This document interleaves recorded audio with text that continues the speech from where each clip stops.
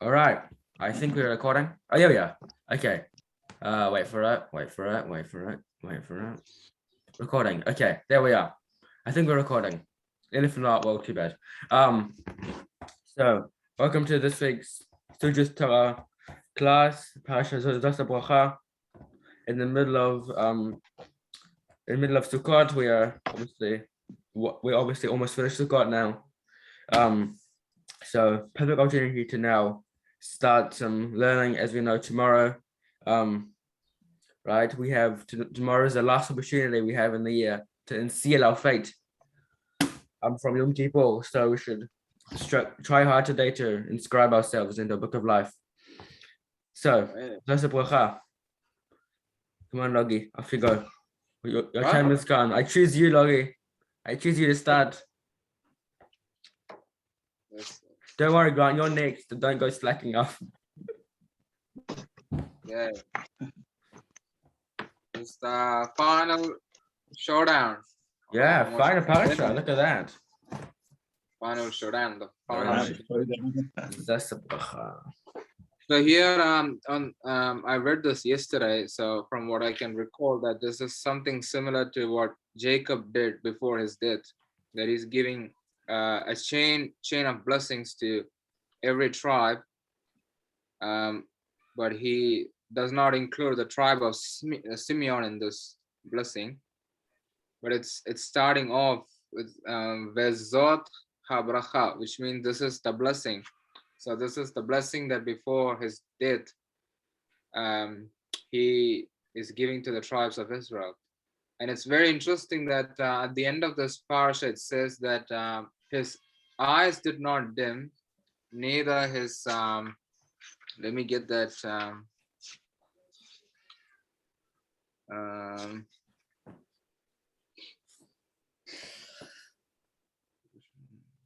Yeah, Moses was 120 years old when he died, and his eyes had not dimmed, and his vigor had not diminished. And the commentary says that this was even after his death. His eyes was not dimmed. You know, I don't know. I think there is some mystical commentaries on it as well, that his body was like glowing, completely glowing, and people fear. I think Hashem feared, and people would start worship him or something like that. Does anyone know that story? I His think body became like radiant and yeah. So the Rashi picks up on this verse. Well done, Logie. If I can find it, it says that because he of course he died at the age of his birthday was also his death day, 120. So until this we can assume he's 119. Does that make sense? So when he's making his speech to the Am Yisrael, he's 119 years old. So really, he's at the end of his life. And the Torah says he looked like, he did not look like he was. He had very little wrinkles on his face, and he didn't. He didn't need. It says that other than, of course, his speech impediment, which he had from his tongue from a child, he didn't. And a stick to walk with. He didn't really he had quite a straight back. And he had like soft feet still, as if he was right. So these things, and the reason for this, of course, is that even when he died, he died in the most humane way possible. Right? He died just like Aaron did with a kiss from Hashem. So really, they say that it's like a thread removing a hair strand from your head. Like his soul went completely and went into union with Hashem, like instantly. It did not have to go through any purification process or anything. It says I think the Rashi comments on that. Like a hair that was plucked from his soul. And here we have this is the Rashi commenting. This says And Moshe said the blessing, okay, this is why it says Vezot Haberachah, and this is the blessing which Moshe, the man of God, blessed the children of Israel before his death. And then Rashi says, and this is the blessing immediately before his death. So really at the end of his life. For if not now, when would he do it? And he said, Yeah. Hashem came from Sinai. His first command to pray to the omnipresent. So this is at the end of his life. Like, and he still looks like he's, young and fit and healthy. Yeah.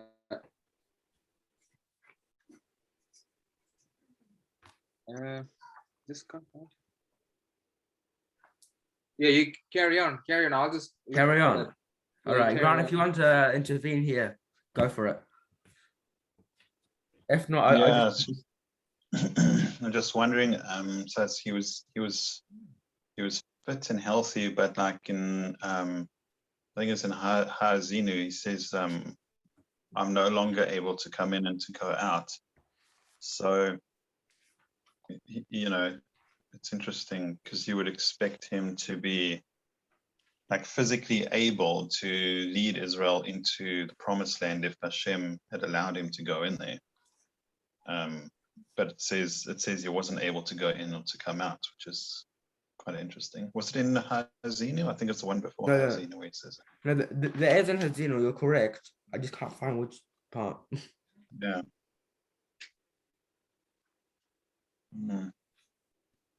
Anyway, I just think that's interesting. I found it. It's in Rashi's commentary, page 400. Of Rashi or the Chumash? Rashi. Page 400. Here we are. So it's death by a kiss of God, as it were, means death directly through God without the intercession of the angel of death. And it goes on, the soul becomes united with holiness of the Shekhinah, and the Talmud describes this is the most desirable form of death, likening it to pulling a hair from milk. That is, the soul leaves the body without resistance. Rabbi Tzadok HaKohen explains that to the extent that the people sin in life and establish a bond between their souls and their pleasures of this world, it becomes increasingly more difficult for them to part from physical life. For those who become totally attached to the physicality, the sages liken the death to pulling embedded thistles from sheep's wool. But for those who are the stature of Moses, Aaron, and Miriam, whose souls remain pure throughout their earthly sojourn, there is no effort, no regret, and no pain when the soul is reunited with its source. My goodness. Through a kiss, the kiss of death. We have the same. Yeah. Go on, Grant. Never mind. Go on. And yeah, there's an idea. I don't know if you guys have heard of it, but like I think it's before Ginom, like when the soul is like the soul was really attached to the physical world. There's like this place called Kaf HaKela, where like the soul like wanders around the body. We discussed it once at the Lord's place. We were chatting about. It's like the soul like wanders around the body and it's trying to like get that physical satisfaction because it's so used to being physical and like attached to the physical world, and it's like it's being tormented by its own desires because it can't like fulfill those desires as the soul because it needs its body. And it's like the soul, the desires that person accumulates during his life, as they become like angels or malachim that chase him with whips like after he's dead, because it's like your desires are like chasing you around, and called the Kaf HaKela, which means the hollow of the sling.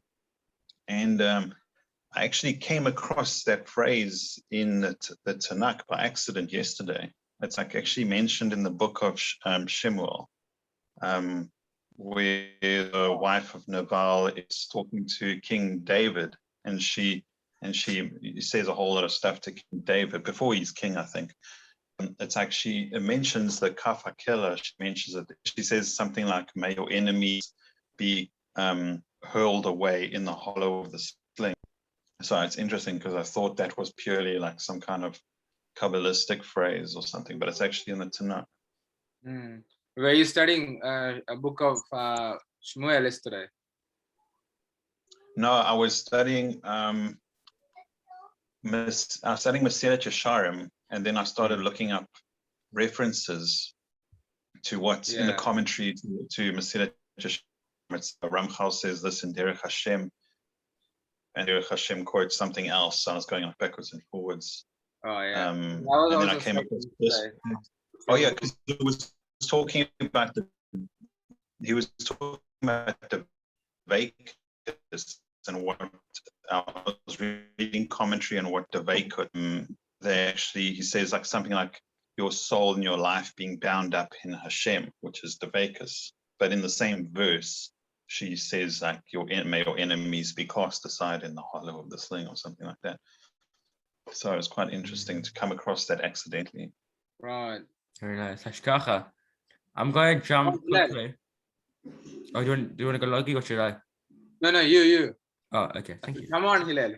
Come on. Gotta start my spieling sometime. All right. I'm going to jump quickly back when Logi, you mentioned the most humane way, as the Torah mentions in Haftarah of last week or the week before. I can't even remember anymore. I think it was last week. The Torah mentions, death by kiss, basically. The most humane way to die in human history, and will continue to be. It's absolutely painless. But for every but we have the same when a soul comes out into the world. So I'm sure, as you guys know, I believe it's we have a commentary or an idea that in the womb a child learns the entire Torah, right? It knows every verse, it knows every commentary, it knows the entire back to front, forward, back, it knows everything. But when it comes out, an angel kisses it on the lip, and then it forgets it all. It spends its entire life relearning it, right? And we have the same here, because Moshe and Aaron and Miriam, of course they weren't pure of blemish. They had sins in their life, right? Of course, most notably they hit the rock. At least Moshe and Aaron did, right? Or Miriam, we have just these. I mean, again, they weren't pure, but they were pure compared to other humans. And so for them, when they leave, it was painless. But a baby, the same happens when it's in that state and it knows the entire Torah. And remember, its entire life up to that point, it's had no sins, right? Because it hasn't experienced evil, hasn't got an ayin hara, an evil eye, an evil inclination yet. So that stage in its life, it's still pure. So it can still have the merit of being kissed by Hashem, or kissed by an angel, or kissed by the omnipresent. But after that kiss, then so to speak, the Yetzer Hara starts to kick in already. It's very interesting that even so early into a child's life, after they learn the entire Torah, they forget it all a second later, after their birth, the Yetzer Hara starts fighting it already. Oh, Grant's gone. Logi's gone. Where the heck did Logi go? Logi. No. There you are. All right. Okay. So, Sorry for the interruption caused by Hillel. Okay. Well, should we start reading our Pasukim down the bottom? Yeah, go for it. Sure. All right. So, did you read the first one? By the way, Logi, I think you may have. Yeah. No, I just gave a small intro. All right. Small intro. So, have you read the Blessing of Moses yet? I can read it. Starting from. Do you want me to start from? No, I'm saying, where should I start from? The man of God. Yeah, start from there. Yeah, no problem. Yalla. This is the Art Scroll Chumash, page 1112, first page of Haberachah, pasuk number 1, down after 33. the man of God. This title, which is applied to Moses, also in Joshua, it indicated that in uttering these blessings, Moshe was inspired by Hashem. This is by Ibn Ezra, and such his blessings certainly would be filled by and that is by the Rambam. And the reason we have here in the first part, it says a man of God, this title which applies to Moshe and Yeshua, right? You would think only applies to Moshe, but as the Torah says, I believe it's Hazinu, or maybe it's the one before. It says that when Moshe died, and of course his torch, his legacy was carried on through Yeshua. Yeshua's greatness was so present, Moshe felt like he was still there through Yeshua. I've mentioned this before a couple of weeks ago. I think it's relevant again here. But that's why that's said, basically. Yeah, so uttering these blessings, and I'm carrying on, uttering these blessings, Moses was inspired by Hashem. And as such, his blessings certainly would be fulfilled. And the sequence of chapters testified to Moshe greatness and overwhelming love for his people. He had just been told that he would die because he failed to sanctify Hashem's name in the presence of the nation.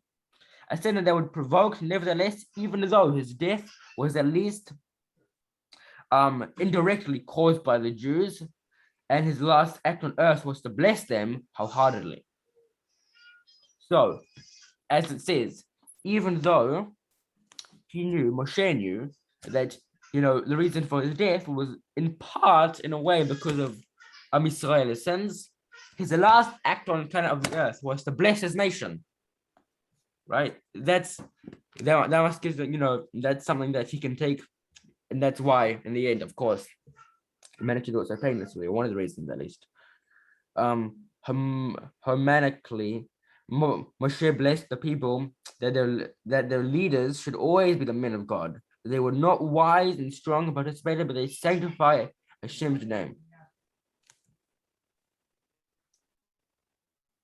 Okay, so and we have here, it says that Moshe blesses Israel so that they will always have, leaders that are wise, and wise isn't just, they know how to, build a tent or something. They're wise in Torah, and of course Moshe knew at that time through prophecy that the Jews would eventually go off the path, at least most of them would, and he was scared that the nation would not prevail, and yet he gives them this blessing in the hope that they will do otherwise. And of course, Baruch Hashem, Amisal is still here today. Look at that.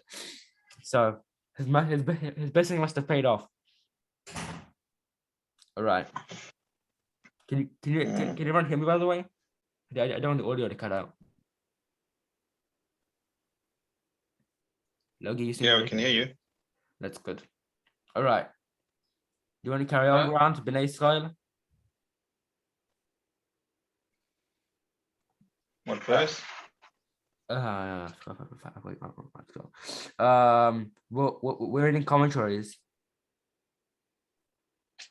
Never mind. Read what you have.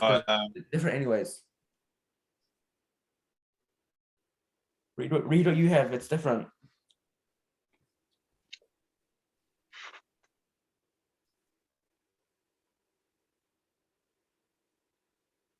Or don't.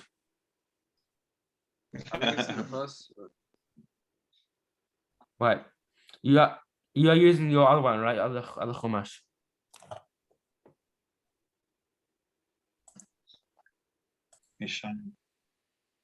Okay, go for it. Sorry. Hashem came from Sinai, and he was from Seir to them, and he shined forth from Mount Paran, and he came from the myriads holy, and his right hand was a fiery law unto them.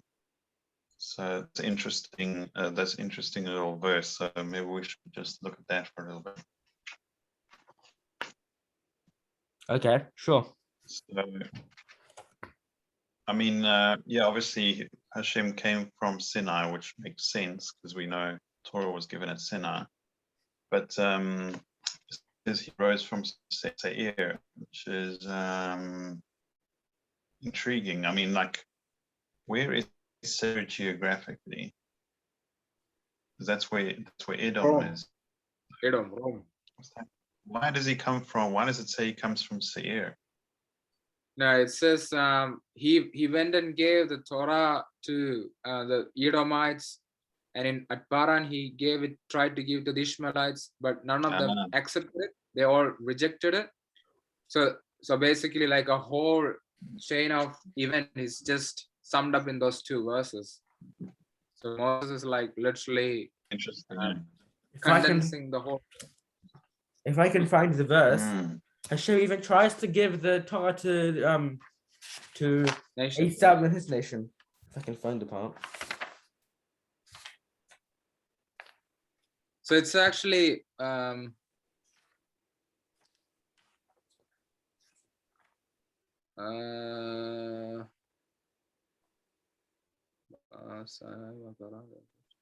which verse are you talking about, Hillel? Me. I'm just trying to find it.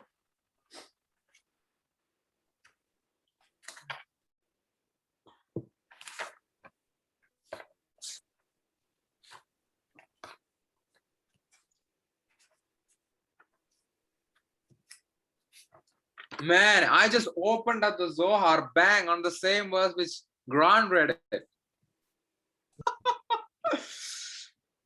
That's The verse that you literally opened from your beautiful words, bang on Zohar. I'll read it. amazing. It's So it says, symbolizes Chesed, the divine right arm. The north symbolizes Gevura, the divine left. So the verse in Deuteronomy reads, Hashem from Sinai came and he shone from Seir upon them. He radiated from Mount Paran and he arrived from Maras of his holy ones. So that verse, so it's actually meaning that he gave the Torah from his Gevura, from his from the left side, the fiery Torah to them. So what is the left? Is it the right hand is Chesed, but he gave the fiery Torah, which is the Gevura. So both Chesed and Gevura is actually summed up in the Torah. It's summed up in Sinai, because it's Seir like left and then Paran is right or something like that. Which is which? Oh yeah. So it says in the Zohar, the phrase a fiery law alludes to Gevura on the left. So the verse combines right and left. Yeah, so it's like it's saying he came from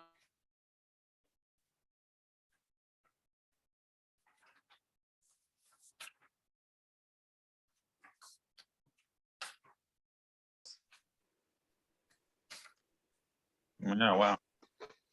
Oh, here we are. Okay, I finally found the pasuk. I found the pasuk. Haberachah. Okay. Yeah, something interesting. First of all, but I know this part where Moses, Hashem tells Moses.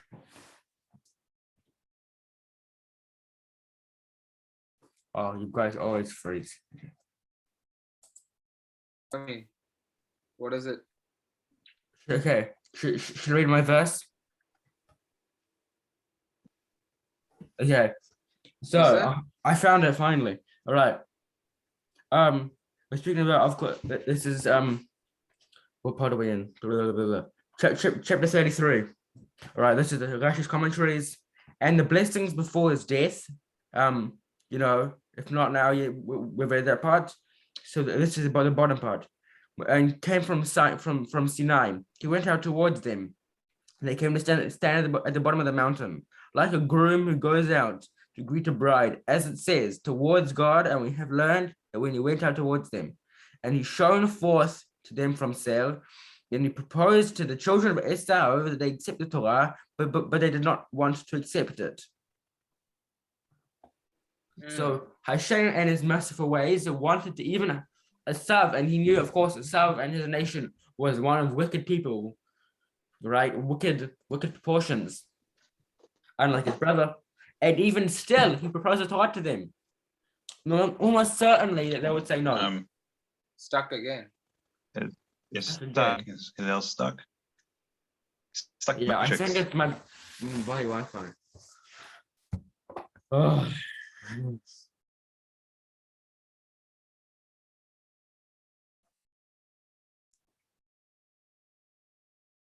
Oh, here it comes.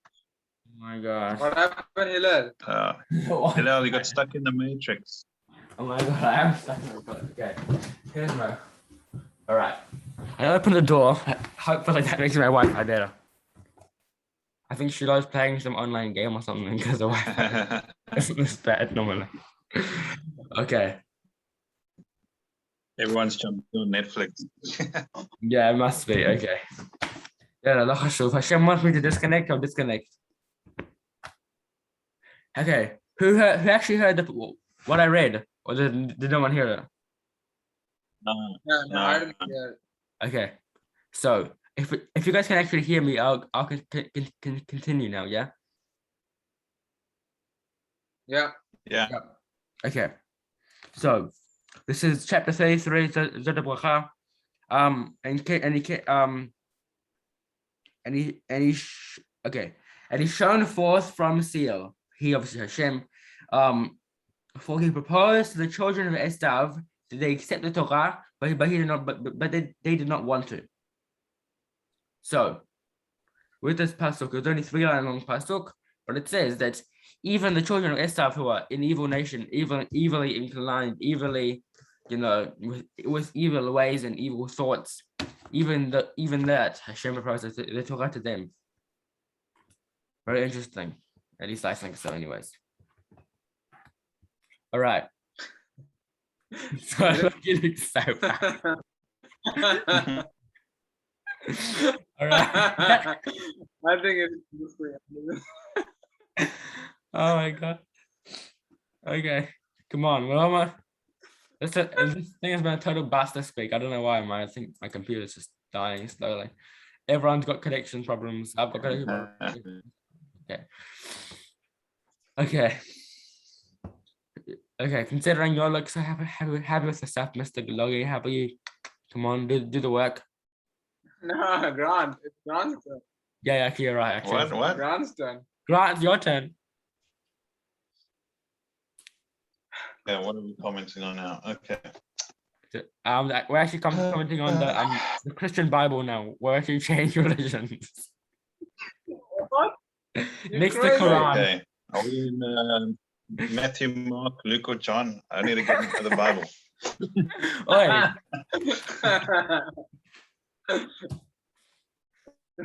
Okay. Yeah, back in business. Hashem, we're gonna put us right to get on.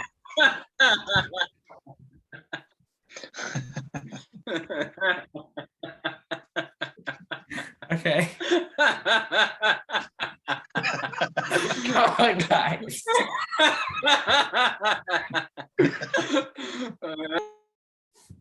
Oh my god, my internet connection is unstable. Now I'm frozen. Now you guys are frozen. Everyone's frozen.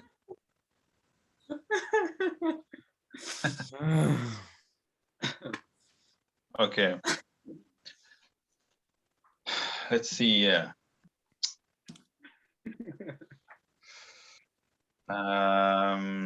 Nachmanides says he appeared from Paran. More precisely, he shined forth upon them. That is, he turned the light of his countenance on their affairs. Once they reached Mount Paran, where they entered the great wilderness, or when the Israelites set out on their journey from the wilderness of Sinai, the cloud came to rest in the wilderness of Paran. That's a reference from Bamidbar 10. Where are you? At that point, Hashem. Oh, that's so bad. The same expression is used in Eov 10 verse 3, which is shining on the counsel of the wicked, where it means you looked and saw by means of a great light all their secret thoughts. Okay, so it's kind of like a introspective light, like where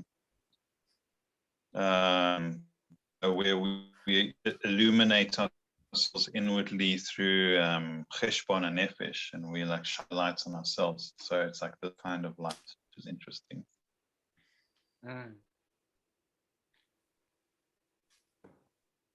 Very good.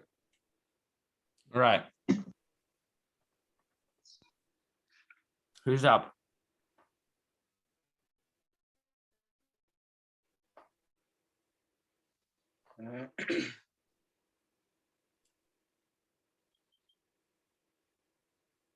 Logie, are you up? Hillel, go. Hillel, go. Go. All right. Okay. What should I read? Which one do you want? Should I read? There's a interesting. Maybe you can comment on this one, which is I don't think like we will be able to cover the whole portion. Of course So not. maybe We have just, like 10 minutes. 10 minutes. We haven't even covered 5 minutes. Yeah, we finished in 10. Okay. I'm going to take this turn. Okay, then. Sorry. That's fine. Go So for it, this part absolutely. in chapter 34, verse 5. This is a very interesting part. So this is where the sages said this is the part where Joshua started writing the Torah. Oh, Or yeah. another opinion saying that Moshe wrote it with his tears, not with the ink. Is this Moab we're talking about? It is Moab here. 34:5. No, 34 verse 5. Chapter 34 verse 5. So Moses, Yeah. servant of 34. Hashem, died there in the land of Moab.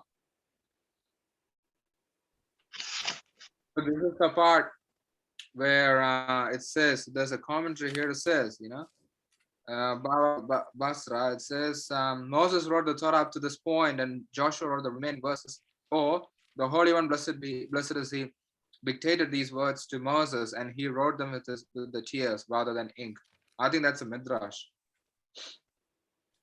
because it's by Rashi. Rashi always takes from a midrash. Oh yeah. Always a midrash begins like this: the Holy One, blessed is he.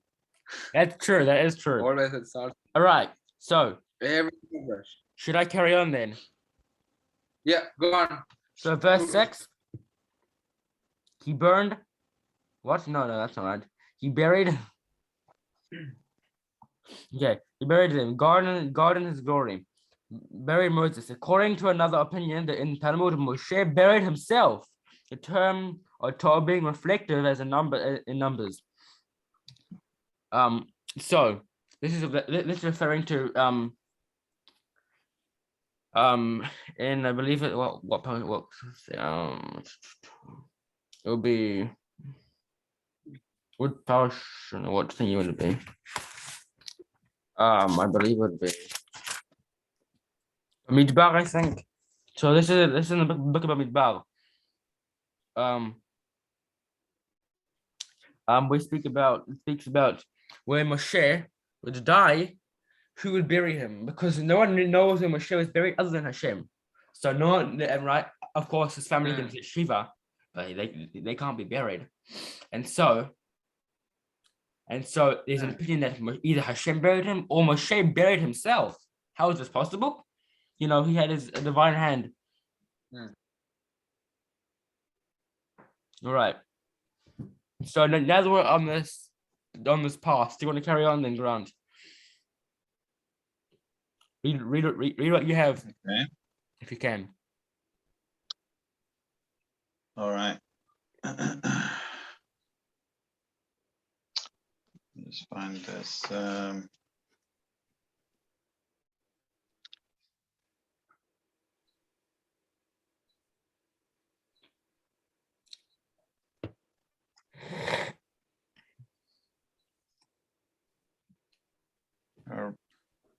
Rashi says Moses probably have died and written.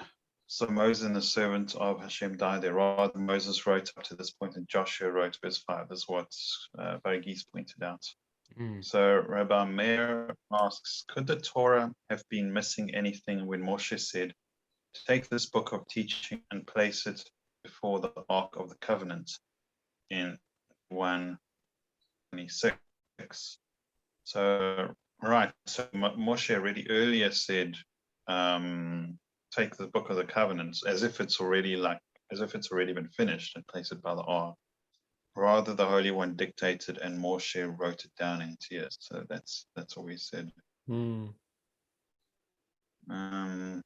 Yeah, it's interesting this last section of the Torah. Hey, like to me, it makes more sense that Joshua wrote down the rest. Yeah, that I mean, in terms of logical standpoint, I agree with that. But miracles happen. Yeah. There's an interesting thing here. I can't trying to find on the other side of the page. Velo yada, and no one knows. Do you see that part, Logie?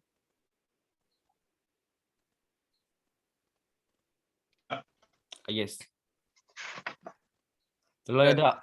Same page, other side. Chapter 34.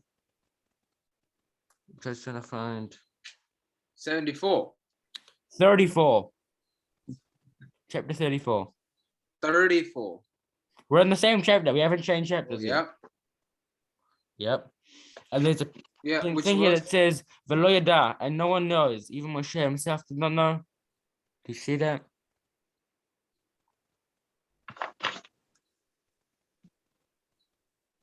It's a commentary, yeah, not a thingy.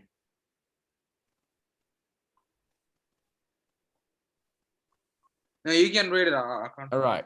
And no one knows. Even Moshe himself did not know. Before and after his death, it remained concealed, so that his tomb may not become a shrine of pilgrimage for those who defy national heroes. It is noted that this is a seal of Moshe, humble himself, effectivement. And even though, of course, that was Hashem and Moshe's intention, what ended up happening was that people go to the mountain where he was buried, and they still make a pilgrimage there every year and say Kaddish on his yard sign, which is a bit of a waste.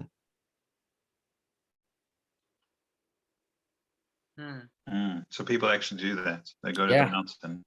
Yeah, people go to Moshe. What mountain is it?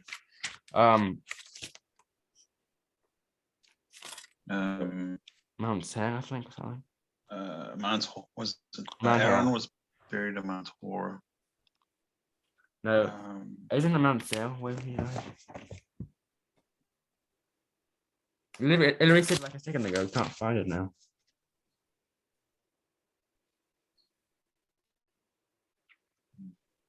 I suppose it doesn't really matter. Anyways, you're right. That's not really important. But people go every year. At least a large group of people go. Thousands of people went this year to Uman pilgrimage site, where one of the rabbis, the late rabbi, said that if you go to his down by his tombstone, people Hashem would hear cries, and almost everyone they got COVID actually this year. And they went last year also. Everyone got COVID last year. And then so people go to Uman. People go to the Rebbe's grave on his yard side. The Lubavitcher Rebbe. People go to this pilgrimage site to Moshe, and they say Kaddish for him. People go on Tisha B'Av to where is it? They go somewhere in Israel. I can't remember the place.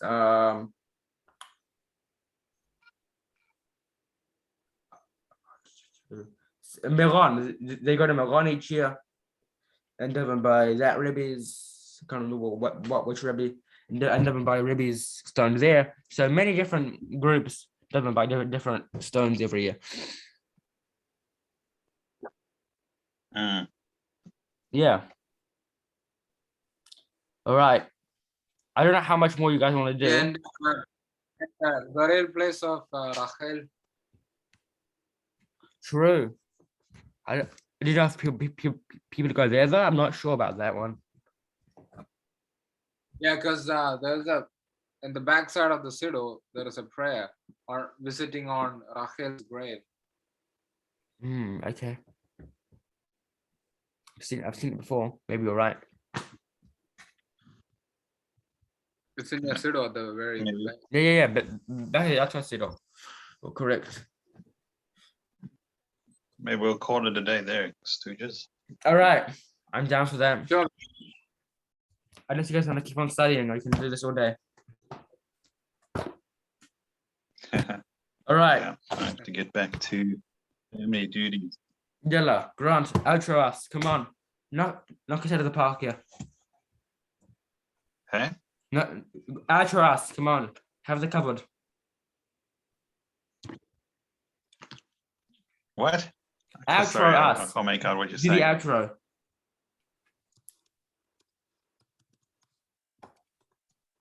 Or don't. Can you hear me? Yeah, you're just frozen, and I'm just frozen. Everyone's frozen.